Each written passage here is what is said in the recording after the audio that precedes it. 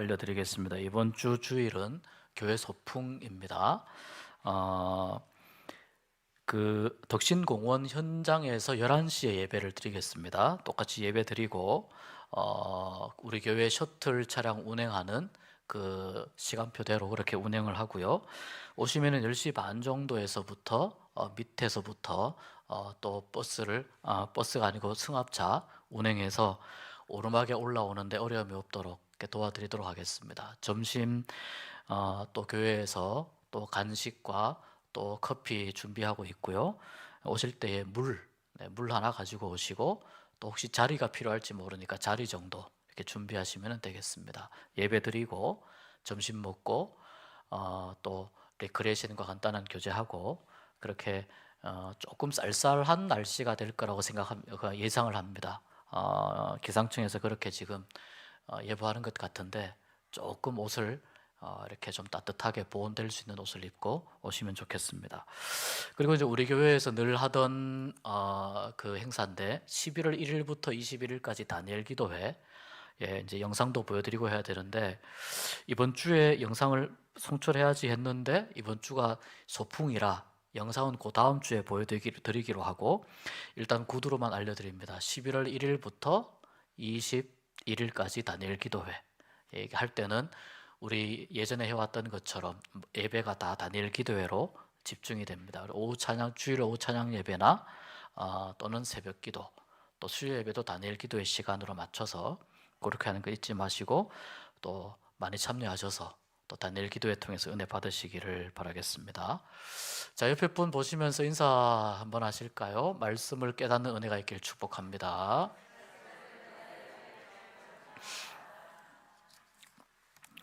니고데모는 여기만 나옵니다. 니고데모는 이 공관복음에는 나오지 않고요, 요한복음에만 나옵니다. 제목을 구원을 탐구하는 소심한 지식인이라고 이렇게 정했는데, 오늘 니고데모라고 하는 인물, 이 3장 1절에서 21절은 이제 예수님께서 이 니고데모에게 가르쳐 주신 굉장히 중요한 그 구원의 내용과 거듭남의 내용과 아주 중요한 내용이 요한복음 3장에 잘 나타나 있는데, 이것을 다루기에는 너무 내용이 방대한데 니고데모를 중심으로 이 내용을 좀 살펴보도록 하겠습니다. 니고데모는요, 이게 이제 니고 플러스 데모, 니고와 데모가 합쳐졌습니다. 니고는 그 이겼다, 승리, 그런 의미가 있습니다. 이 데모는 데모스, 들어보셨을지도 모르겠습니다. 백성이라는 뜻입니다. 백성. 그래서 승리한 백성, 그런 의미도 있고, 또 바꾸면은 백성의 정복자, 어쨌거나 승리와 관련된 그런 인물입니다. 이 요한복음 3장에 이 니고데모가 나오고, 요한복음 7장에 잠깐 언급이 되고, 예수님이 돌아가신 이후에 요한복음 19장에 잠깐 이렇게 언급이 됩니다. 오늘 말씀에 보니까 니고데모가 바리새인이라고 이야기가 되어 있거든요. 바리새인. 바울도 바리새인이었습니다. 바울도 바리새인이었기 때문에 바울을 생각하시면 이 바리새인들이 어떤 사람이었는가 하는 것을 좀 이해하실 수가 있습니다. 이 바리새인은 이런 거예요. 이제 구약 성경에서 신약 성경으로 넘어가는데, 구약 성경 맨 마지막 책이 뭐죠? 구약 성경 맨 마지막. 요한계시록은 신약 마지막이죠. 말라기가 구약 마지막. 자, 신약의 제일 첫 번째 책이 뭐죠? 마태복음이죠. 순서상 말라기하고 마태복음 사이에 시간이 한 400년 정도 공백기가 있어요. 요 기간 사이에. 요때 이제 말하자면 계시가 없는 기간, 이렇게 말하기도 하고, 또 그래서 신구약 중간기 뭐 이런 말을 이제 하기도 합니다. 그런데 그때 일어난 이스라엘의 이제 그 사건 중에 그 이스라엘이 좀 독립하기 위해서, 이스라엘은 식민지 생활을 굉장히 많이 했어요. 독립하기 위해서 마카비 혁명이라는 이제 혁명이 일어나는데, 이게 여기 말라기서와 신약 성경 시작되기 전 400년 사이에 일어나거든요. 그런데 그때쯤에 이제 이 혁명이 일어난 이후에 우리가 좀 다시 율법을 새롭게 해석을 하고 하나님을 좀 잘 섬기자. 왜냐하면 그때도 우리가 너무 신앙이 형식적인 거 아니냐, 이제 이런 반성들이 있었어요. 신앙이 형식적이고 너무 우리가 외식주의 아니냐. 그래서 그때 생겨난 조금 더 유대교를 좀 깨끗하게 정결하게 만들자라고 했던 운동 중에 하나가 이 바리새인들을 중심으로 생겨난 이제 움직임이에요.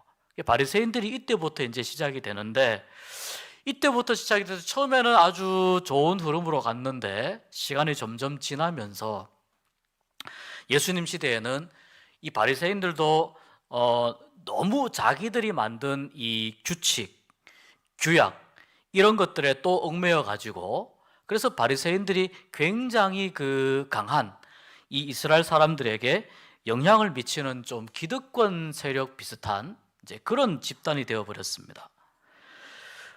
원래는 우리를 구별한다, 우리를 구별해서 우리를 좀 우리가 거룩하게 신앙생활하자, 이런 취지에서 생겨난 것인데, 이게 시간이 지나다 보니까 원래의 뜻과 원래의 취지가 바뀌게 되고 이렇게 변질되는 것입니다. 그런 상황 속에서 이 예수님이 나타나셔서 말씀을 가르치고 하나님 나라를 선포하니까 이 바리새인들이 예수님의 가르침에 굉장히 예민하게 반응합니다. 예수님이 바리새인들을 여러 부분에 있어서 그들의 신앙에 대해서 많이 지적을 하셨기 때문에 바리새인들이 예민하게 반응합니다. 그러니까 그 중에 한 사람이 이제 바울이에요. 바울은 예수님이 돌아가신 이후에 활동했지만 바리새적인 율법 이해를 가지고 있었기 때문에, 유대교적인 이해를 가지고 있었기 때문에 이 바울이 가지고 있는 그 신앙적인 기준이라고 하는 건 굉장히 반기독교적이었죠. 그러니까 그런 흐름 속에서 아직 예수님이 활동하고 있는 이 당시이지만 니고데모는 바리새적인 입장을 많이 가지고 있는 선생이었습니다. 선생. 유대교의 이 율법에 정통한 선생이었습니다. 지도자 또는 선생이었다고 볼 수 있습니다. 그리고 1절에 보니까 또 누구냐면은 계속해서 쭉 내려가면은 유대인의 지도자 혹은 유대인의 관원 혹은 산헤드린의 회원이라고 볼 수 있거든요. 그런데 이 유대인의 지도자로서 산헤드린이라고 하는 유대인들 사회 속에서 가장 말하자면은 최고의 어떤 결정기구입니다. 최고의 결정기구. 예를 들면 우리 교단으로 따지자면은 총회 이런 거라고 볼 수 있습니다. 그러니까 그걸 이제 산헤드린이 있었는데, 여기에서 재판도 하고 또 유대인들의 삶에 대해서도 아주 엄격하게 다스리고, 또 특별히 유대교적인 많은 그런 내용들을 가지고 계속해서 산헤드린이 다스려 왔는데, 이 산헤드린 공회라고 하는 이 회의의 회원이에요. 이 니고데모가 얼마나 말하자면 국회의원 뺏지다는 것처럼 얼마나 이게 힘들고 어려운 자리입니까? 그 자리까지 올라간 굉장한 뛰어난 사람입니다. 똑똑한 사람입니다. 바리새인이죠, 랍비죠, 또 공의회 산헤드린 회원이죠. 당연히 이제 지도자의 위치에 있죠. 유대인들 중에서 엘리트라고 볼 수 있습니다. 그런데 이 니고데모가 예수님에게 찾아오는데, 이 말은 아마도 당시에 이 니고데모뿐만 아니라 유대인의 지도자들 중에서 예수님에게 관심을 가지고 있는 그런 사람들이 좀 있지 않았을까, 관심을 가진 지도자들이 좀 있지 않았을까, 이렇게 분석해 볼 수 있는 근거가 됩니다. 자, 이 니고데모가 밤에 찾아옵니다. 왜 밤에 찾아올까요? 야행성이라서 밤에 찾아왔을까요? 왜 밤에 오느냐면 첫 번째는 니고데모는 굉장히 신중한 사람이라고 이해할 수 있어요. 매우 신중해서, 자, 낮에 만약에 예수님에게 오면 당시에 유대인들이 또는 바리새인들이 또는 뭐 산헤드린 이런 사람들이 예수님에 대해서 좋은 감정이 아니잖아요. 그러니까 낮에 찾아오면 다른 유대인들이 야, 너 지금 산헤드린이고 너 랍비이고 그런데 너가 왜 예수를 찾아가냐? 이렇게 해서 좋지 않은 분위기가 만들어질 수 있어서 신중하게 생각하다가 밤에 가자. 이렇게 이제 생각했을 수 있고, 또 한 가지는 낮에 예수님을 찾아가면 정말 이 사람 저 사람이 예수님을 많이 찾아오거든요. 예수님 찾아와서 병도 고치고 가르침도 받고 그러니까 이 니고데모는 예수님하고 좀 길게 아주 깊이 있는 대화를 하고 싶었는데 낮에 가면 이렇게 대화에 집중하지 못하니까 차라리 내가 밤에 가서 내가 가지고 있는 여러 가지 질문들도 하고 예수님에게 가르침을 받자. 그래서 밤 시간을 택했을 수 있다는 겁니다. 어쨌거나 밤에 왔다는 거는 니고데모가 나름대로 많이 고민하고 많이 생각하고 예수님을 찾아온 것이라고 볼 수 있습니다. 예수님에게 와서 이렇게 이야기해요. 랍비어라고 부릅니다. 랍비어. 우리가 아는 것처럼 랍비는 그냥 선생이라는 의미잖아요. 근데 이제 이 랍비는 사실은 굉장히 탁월한 선생, 율법을 가르치는 교사를 의미하거든요. 뭐 예수님 주위에 있는 사람들이 예수님을 랍비라고 많이 불렀어요. 니고데모도 그렇게 불렀나? 그렇게 생각할 수 있지만 지금 이 니고데모는 자기가 사실은 유대인의 지도자이면서 자기가 랍비의 신분입니다. 자기가 지금 율법을 가르치는 입장에 있는 사람입니다. 당시에 랍비는요, 랍비로서 정규 교육 과정을 받아야 됩니다. 오늘날도 유대인들이 랍비가 있는데 마찬가지 똑같습니다. 오늘날도 정규 교육을 받아야 되고 그때도 아주 엄격한 교육을 거쳐서 랍비가 되는데 보통 나이가 40세가 넘어야 됩니다. 근데 예수님이 공생에 시작하신 나이가 보통 몇 살이죠? 30살로 우리가 알고 있잖아요. 그러니까 아직 랍비라고 하는 이 말을 예수님은 들을 단계가 아닌데 현직 랍비로 활동하고 있는 니고데모가 예수님은 그렇다고 해서 랍비 학교를 다닌 것도 아니에요.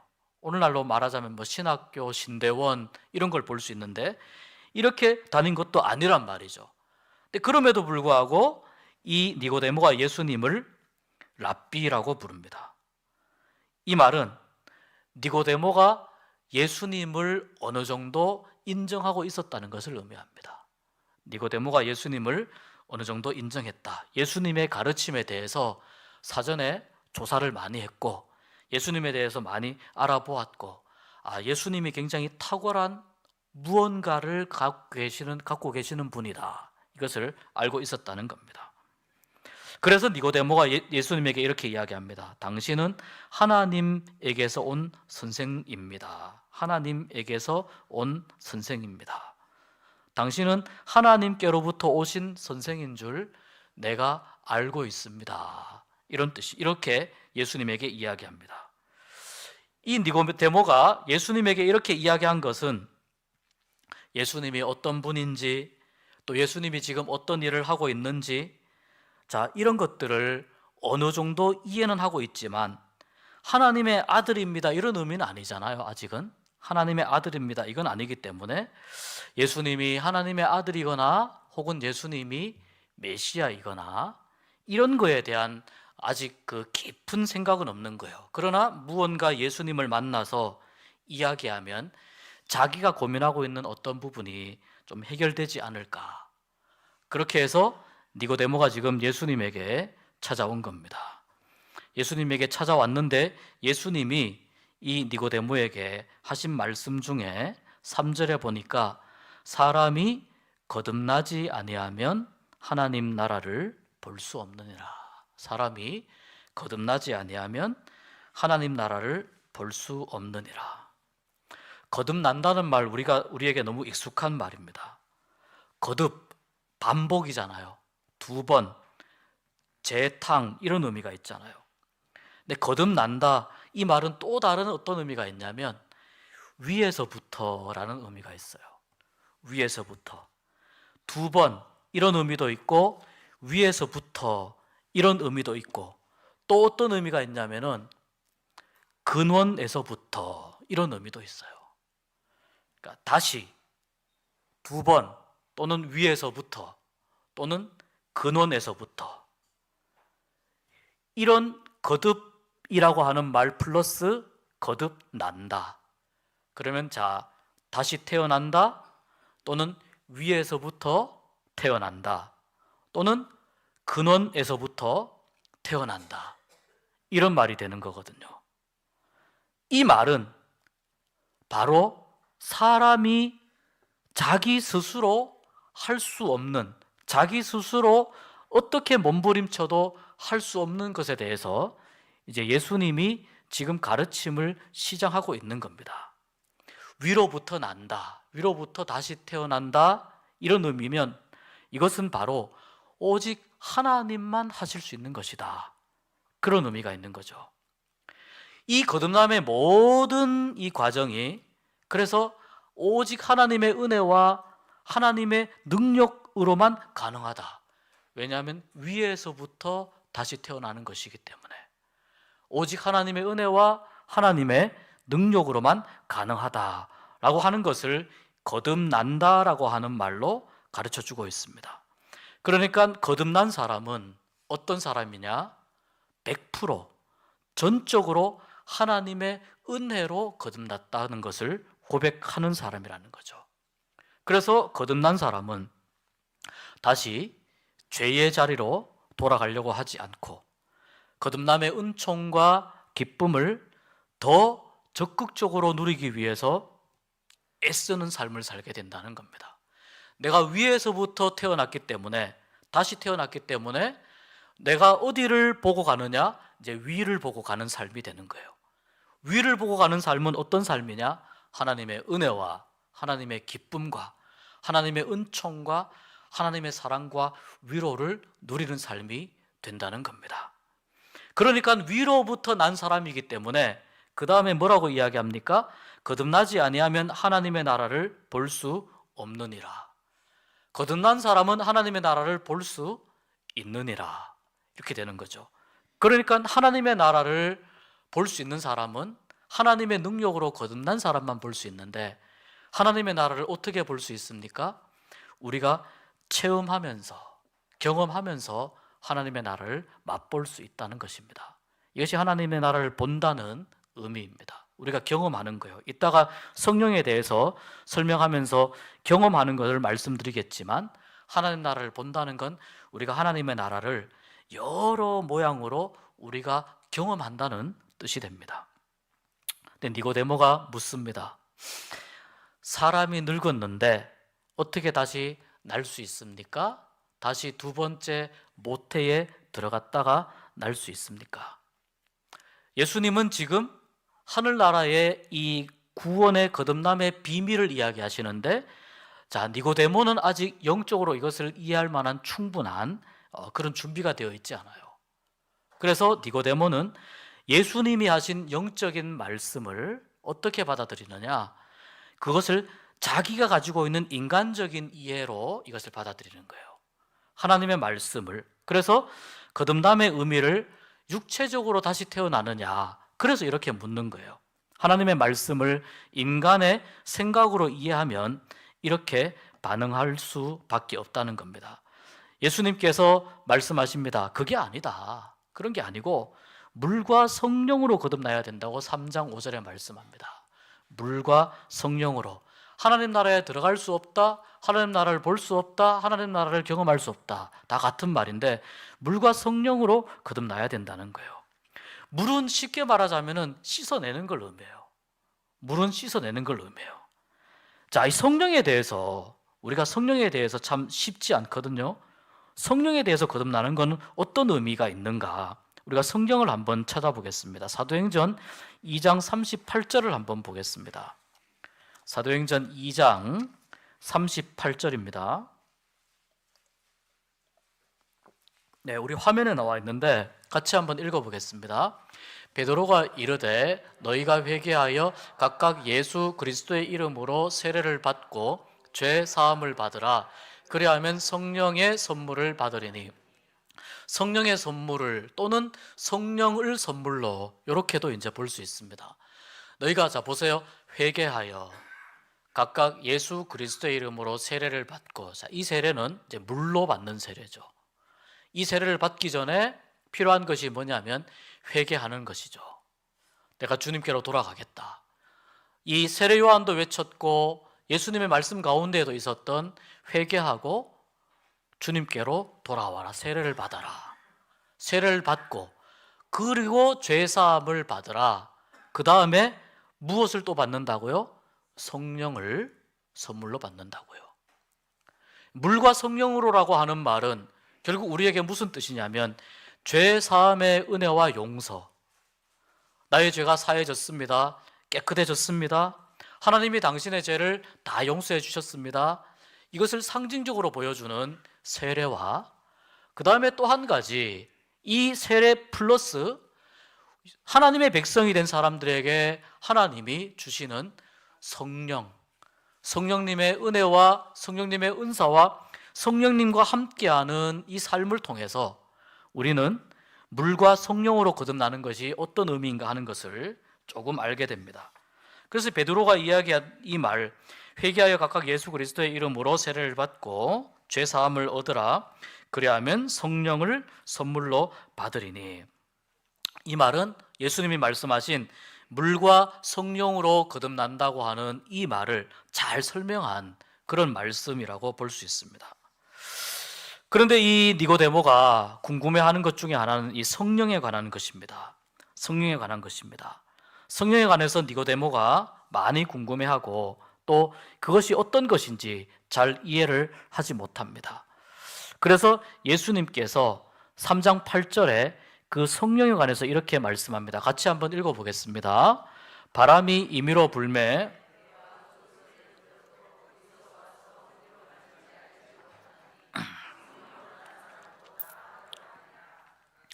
자, 여기 보면은 바람이 불지 않습니까?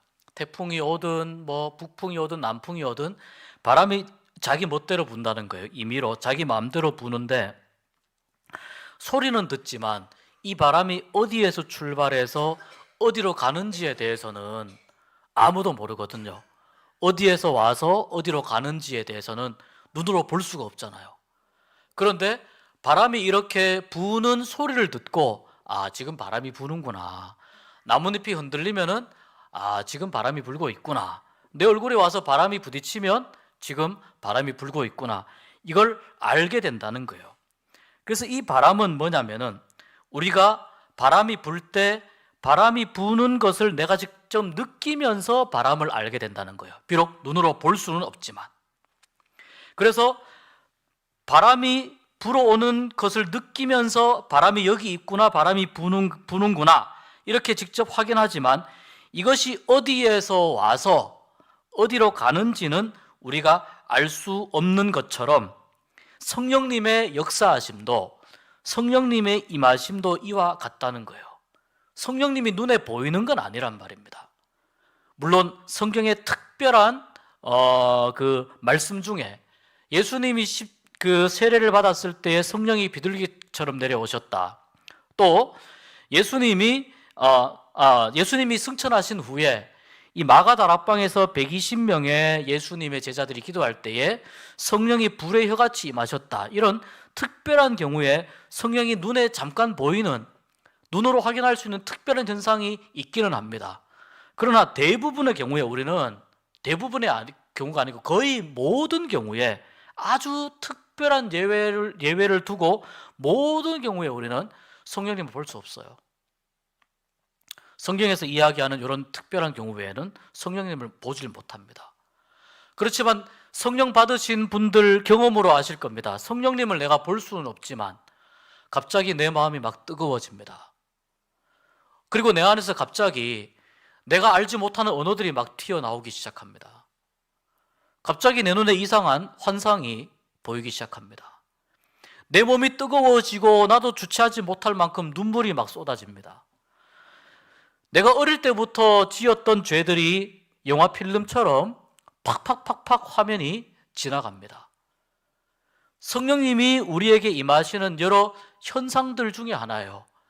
그런 것들을 경험하면서 어떻게 고백을 하느냐? 성령이 나에게 임하셨구나 라는 것을 경험으로 느끼면서 알게 된다는 거예요. 그 사람이 그런 모습을 보면서 우리도 그렇게 알게 되죠. 아, 성령님께서 임하셨구나 라는 것을 알게 된다는 겁니다. 성령님께서 이렇게 급작스럽게 임하기도 하지만 또 한 가지는 정말 조용하게 인격적으로 많은 하나님의 자녀들에게 성령님이 임하시기도 합니다. 그러니까 매우 이렇게 두드러지는 어떤 현상을 통해서 나타날 수도 있고, 또는 우리의 마음속에 계속 인격적으로 찾아오셔서 나도 모르게 어느 순간 성령님의 임재를 내가 누리고 있고 느끼고 있는 나를 발견하게 될 때도 있습니다. 성령님께서 다양한 모습으로 임재하시는 거죠. 여기서 말하는 바람을 이야기해서 성령님을 언급하는 것은, 사람들은 바람의 정체에 대해서 알 수 없지만 바람을 느끼고 경험합니다. 똑같습니다. 사람들은 성령님에 대해서 다 알 수 없고 볼 수 없지만, 그러나 우리가 신앙생활을 하면서 성령님을 만난, 성령의 임재를 경험한 많은 사람들을 통해서 또 나에게도 임하신 성령님의 은혜와 성령님의 임하신 그 성령님과의 만남에 그 놀라운 은혜를 통해서 나도 역시 성령님을 경험하고 느끼고 성령님과 함께 동행하는 삶을 살게 된다는 것입니다. 그래서 예수님께서 바람으로 이 성령님의 임재와 성령님의 일하심에 대해서 이렇게 설명하신 겁니다. 그렇지만 니고데모의 수준은 어떤 수준이냐면, 아직은 이 많은 것들을 다 이해할 수 없는, 니고데모는 비록 지식인이었고 그리고 공부를 열심히 하는 그런 사람이었고 지도자였고 예수님에 대해서 관심이 많았지만 영적으로 아직 니고데모는 예수님의 말씀을 다 이해하기는 어려운 사람입니다. 그래서 아까 말씀드린 것처럼 거듭난다는 말을 나이가 많이 먹은 이 니고데모가 내가 다시 어머니의 뱃속에 들어가야 됩니까? 라고 이렇게 물은 거죠. 이것을 요한복음 3장 12절에서 이렇게 말씀하세요. 내가 땅의 일을 말하여도 너희가 믿지 아니하거든 하물며 하늘의 일을 말하면 어떻게 믿겠느냐 라고 말씀하시는 거예요. 하나님의 말씀을 땅에 있는 사람이 어떻게 다 이해하겠습니까? 이 땅에서 일어나는 일들도 내가 보지 않고 내가 직접 겪지 않은 일들은 잘 믿지 못하는데, 하늘에서 일어난 일들, 하나님의 일을, 영적인 일을 이야기한다고 해서 어떻게 그것을 다 이해할 수 있겠느냐?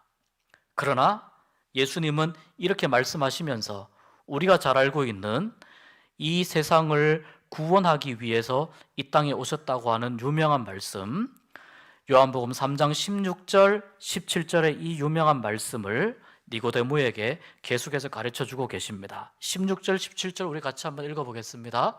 하나님이 세상을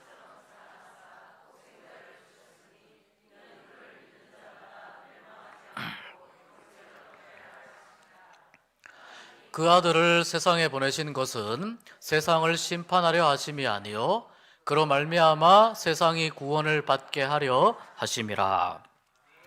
이 유명한 말씀이 어떻게 하면은 내가 영생을 얻겠습니까? 진리가 무엇입니까? 어떻게 사는 것이 가장 바른 삶입니까? 이런 것을 물으러 왔던 니고데모에게 하신 말씀이에요. 이 말을 그때 당시에는 니고데모가 다 이해하지 못했을 겁니다. 니고데모가 다 이해하지도 못하고 저게 무슨 말일까? 이 말만 그렇겠습니까? 14절에 나와 있는 모세가 뱀을 광야에서 든 것처럼 인자도 그렇게 들려야 할 것이다. 이 말도 니고데모는 이해하지 못했을 겁니다. 이것은 십자가의 죽음에 대한 예수님의 가르침인데 이것도 니고데모가 이해하지 못했을 겁니다. 이렇게 하고 나서 이 요한복음 3장에서 니고데모가 어떤 결단을 했다, 이런 내용이 보이지 않습니다. 이렇게 해서 니고데모가 사라졌을까? 그런데 니고데모가요, 요한복음 7장쯤에 니고데모의 이름이 한번 등장해요. 요한복음 7장에 거기에 물론 니고데모가 완전한 믿음을 가진 사람은 아니지만 당시의 제사장들, 바리새인들 앞에서 예수님에 대해서 니고데모가 이야기하는 내용이 나옵니다. 요한복음 7장 우리 48절부터 한번 볼까요? 요한복음 7장 48절부터 자, 한번 보겠습니다. 같이 읽겠습니다. 당국자들이나 바리새인 중에 그를 믿는 자가 있느냐? 율법을 알지 못하는 이 무리는 저주를 받은 자로다. 그 중에 한 사람 곧 전에 예수께 왔던 니고데모가 그들에게 말하되 우리 율법은 사람의 말을 듣고 그 행한 것을 알기 전에 심판하느냐? 그들이 대답하여 이르되 너도 갈릴리에서 왔느냐? 찾아보라. 갈릴리에서는 선지자가 나지 못하느니라 하였더라. 자, 지금 여기 보면은 누가 나오냐면은요, 당국자들, 또 바리새인, 뭐 이런 여러 사람들, 대제사장들, 이런 사람들이 지금 있거든요. 이 사람들 앞에서 예수님에 관한 이야기를 하는데 니고데모가 예수님에 대해서 아주 확신에 찬 이야기를 하지는 못해요. 확신에 찬 이야기를 하진 못하지만 그러나 니고데모가 예수님에 대해서 지금 자기가 불리해질 수 있는 그런 상황을 무릅쓰고 예수님에 대해서 이야기를 하고 있습니다. 좀 발전된 모습이죠. 밤에 예수님을 찾아온 것보다 발전된 모습이죠. 그리고 나서 요한복음 19장에 니고데모가 다시 등장합니다. 요한복음 19장 38절 한번 볼까요? 요한복음 19장 38절. 자, 여기 한번 보면은 38절부터 42절까지 우리 한번 읽어보겠습니다. 한 절씩 교독해 보겠습니다. 아리마대 사람 요셉은 예수의 제자이나 유대인이 두려워 그것을 숨기더니 2일 후에 빌라도에게 예수의 시체를 가져가기를 구하매 빌라도가 허락하는지라 이에 가서 예수의 시체를 가져가니라.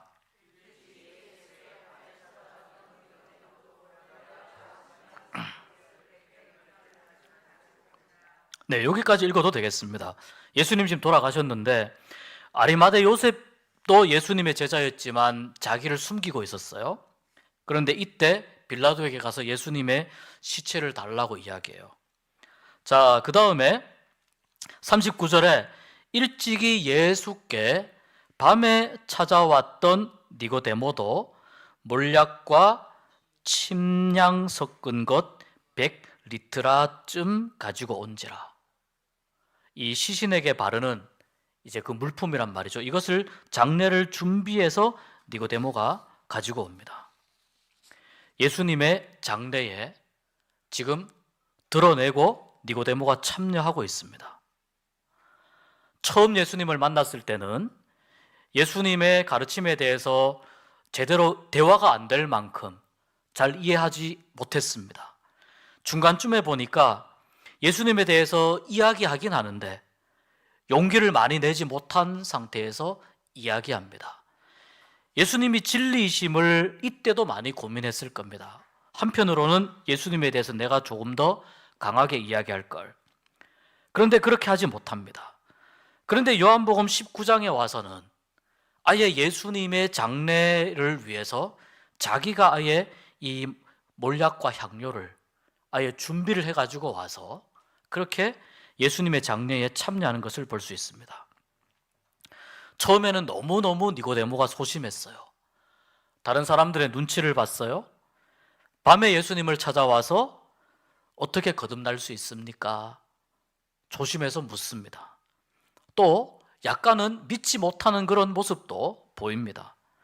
그런데 니고데모가 예수님과 이 대화하고 나서 그리고 나서 어느 정도의 시간 동안 어떤 변화가 있었는지 모르지만 예수님의 장례에 예수님이 돌아가셨을 때에는 그때는 예수님의 장례를 직접 챙길 만큼 예수님에 대해서 분명하게 자기의 입장과 자기의 신앙을 표현하고 있습니다. 이 모습을 보면 아무리 소심하고 아무리 약하고 아무리 또 부족하고 용기가 없는 사람이라 하더라도 니고데모는 소심한 거 빼고는 정말 잘난 사람이거든요. 그런데 소심한 거에 플러스 굉장히 많이 부족한 사람이라 하더라도 니고데모처럼 예수님을 만나고 진리의 말씀을 만나고 그 말씀 가운데에 살게 되고 말씀으로 힘을 얻게 되면, 그리고 자기도 모르게 옳은 것이 무엇이고 또 참된 신앙이 무엇인지 고민하게 되면 자기의 삶의 태도와 삶의 자세와 방향이 바뀌게 된다는 것을 이 니고데모의 사건이 우리에게 가르쳐 줍니다. 비록 요한복음 3장에서는 매우 소심했던, 예수님 사역 초창기에 만났죠. 그리고 예수님 돌아가신 후에, 그러나 니고데모는 예수님이 돌아가신 후에 분명한 자기의 신앙의 입장을 표현을 하고 있습니다.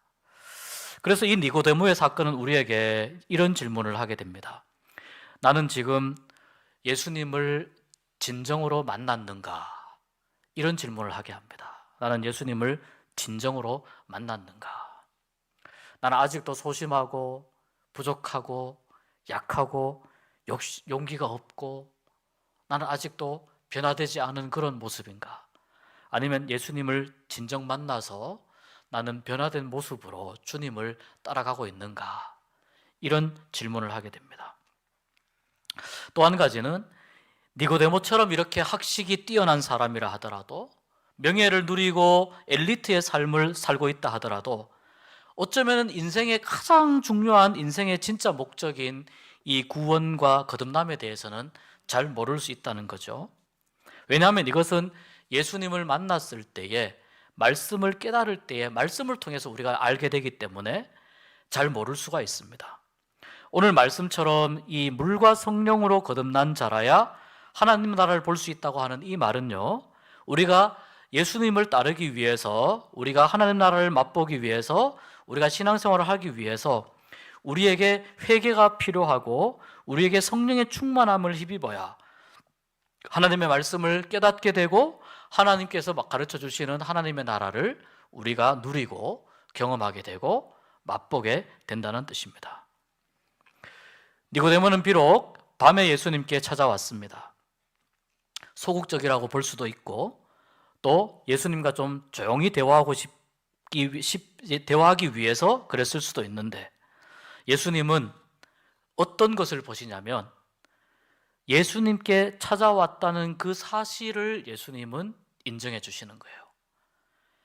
밤에 찾아온 니고데모, 낮에 찾아오는 수많은 병자들과 힘들어하고 어려워하는 사람들도 예수님이 다 맞아주시는 것은 예수님을 찾아왔다는 그 사실 때문에 그런 거예요. 예수님을 찾아왔다는 그 행동 때문에 그런 거예요. 나 같은 사람이, 예수님 바쁜데 나 같은 사람이 그래도 어떻게든 예수님을 찾아가면 뽕나무에 있든지 어디 멀리 있든지 소리쳐서 부르든지 예수님이 눈길을 주시고 예수님을 찾는 사람들에게 예수님께서 말씀하여 주시고 또 병도 치료해 주시고 구원의 선포도 하시고 하나님 나라로 초대하시고 안내해 주시는 분이 예수님이시라는 겁니다. 그래서 이 니고데모의 사건은 또한 우리에게 어떤 질문을 던지느냐? 나는 정말 간절히, 나의 영혼은 간절히 예수님을 찾고 있는가? 이런 질문을 던집니다. 나는 예수님을 갈망하고 있는가? 나의 생각과 나의 삶이 정말 예수님을 소망하고 있는가? 나는 예수님을 어떻게 간절히 찾고 있는가? 내 마음속에, 내 삶 속에 이 구원과 거듭남에 대한 이러한 어떤 목마름, 그리고 이 진리에 대한 갈망이, 예수님에 대한 간절한 사모함이 내 안에 있는가? 오늘 이 예수님을 찾아온 소심한 지식인인 니고데모가 우리에게 던지는 질문입니다. 여러분, 이 질문을 마음속에 잘 이렇게 머금고 예수님을 니고데모처럼 우리가 간절히 찾는 사람들이 되었으면 좋겠습니다. 길을 잃을 때도 있습니다. 그럴 때마다 우리는 예수님을 찾아야 될 줄 믿습니다. 내 마음이 식을 때도 있어요. 때로는 다른 방향에 가 있을 때도 있어요. 다시 돌아오면 됩니다. 예수님을 다시 찾으면 됩니다. 밤이어도 낮이어도 예수님은 간절히 찾는 사람을 외면하지 않으시고 받아주시고 하나님 나라를 맛볼 수 있도록 그 놀라운 진리의 길로 안내하고 이끌어 주실 줄로 믿습니다. 네, 우리 함께 한 1, 2분 기도했으면 좋겠습니다.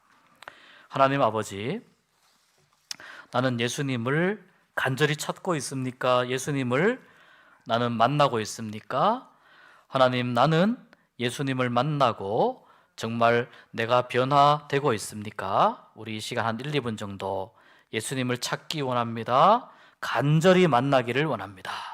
나를 긍휼히 여겨주시고 나에게 참된 길을 가르쳐 주시고 하나님 나라를 맛보게 하여 주시옵소서. 한 1, 2분 같이 기도하겠습니다.